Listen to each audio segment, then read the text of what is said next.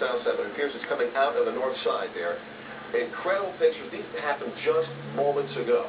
And I believe we have someone with us on the line. Ira Ferber. We have Ira Ferber, the former NTSB spokesman. And you're watching these pictures as well with us, are you not? Yeah, I'm with you on CNN. What can you make of what we have seen of you, particularly with this replay we just saw moments ago?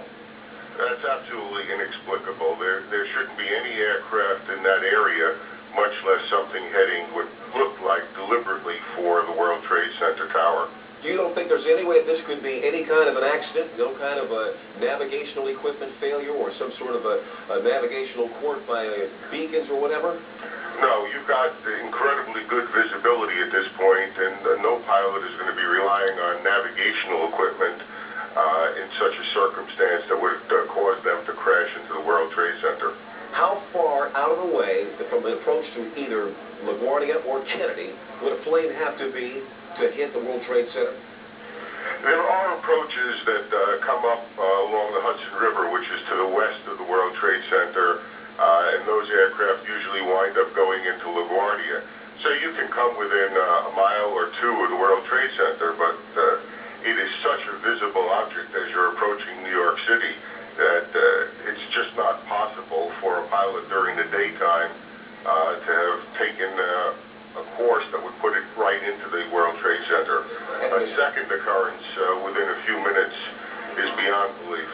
As you can see, there definitely is no weather problem, so weather would be definitely ruled out as a factor in this case. Yes, the course is a normal course. I mean, for commercial pilots coming into New York, it certainly appeared from the video on CNN that the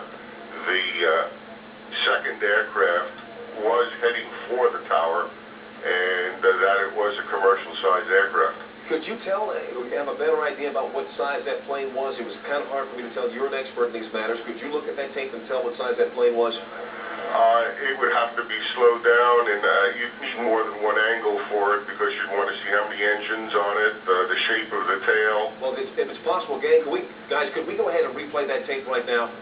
Do we have the tape ready of the second plane impacting? We're going to put that tape on in just a second. Here we're about to roll it now. And if you can, sir, I don't want you to speculate, but if you can, give us an idea of what you think might be at play here. What kind of plane we're talking about, or at least what size. If we're talking about one that would hold, say, 100 people, one that would hold 300 people. For what you see, we can back the tape up further than that, guys. Here we go. It's very hard to get a perspective on it. I don't know how far away we are at this, but that looks to me like it could be certainly a passenger jet and one of those aircraft that could hold 100 or more people. I caution you at this point to wonder whether or not that airplane was occupied by more than just a pilot or crew. We don't necessarily know that there were any passengers aboard that airplane. Understood. Darren Kagan joining the conversation here, sir, but there's no indication that there would be any air traffic on purpose in the area of the World Trade Center at this time of day, or any time of day for that matter. Well, not directly into the World Trade Center. No, but even close to it. You would be clearing the World Trade Center by a few miles.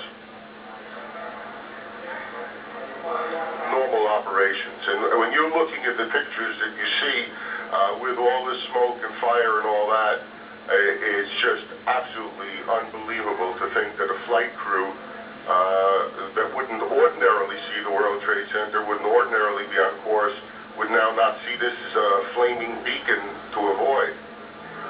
Let me ask you this about the airspace. Given that it appears that two different airplanes have flown into the World Trade Center in 18 minutes, is it possible to shut down that airspace and keep another plane from doing something just like it?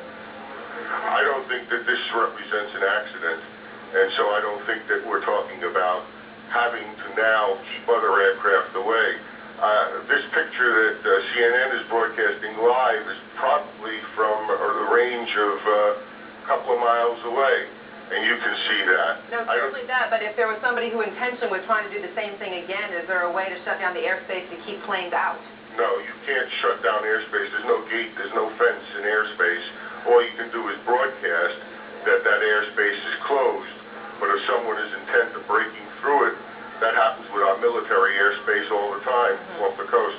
I want to bring up a couple points right now, if I may. We have just been told that President Bush has been informed of this incredible tragedy happening in New York. He did have an event scheduled at 9:30 this morning, which we were going to cover here. He has just canceled that event. We expect he will probably have some comments fairly soon, and we will bring those to you live the moment that we understand he is available. But I'd like to ask you once again, Ira, if I can get back to asking you about this particular crash. Is it possible that those who are tracking planes, either at LaGuardia through the radar, can they give us some more information about exactly what happened here? Were these planes, I guess, using beacons to come in, or if there's some sort of identification of these planes as they approach the New York area?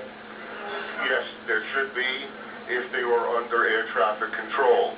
You've got one eyewitness telling you that the first aircraft flew from Westchester and flew down through Manhattan and directly into the World Trade Center, presumably the North Tower. And now you're showing the other aircraft coming in, looks to me like it would be from the west, into the other tower. Those planes could be, should be, normally would be under air traffic control, but it is also entirely possible for aircraft to fly into, through, or over New York, or in this case into a building in New York, without being under the control. And we use that word advisedly.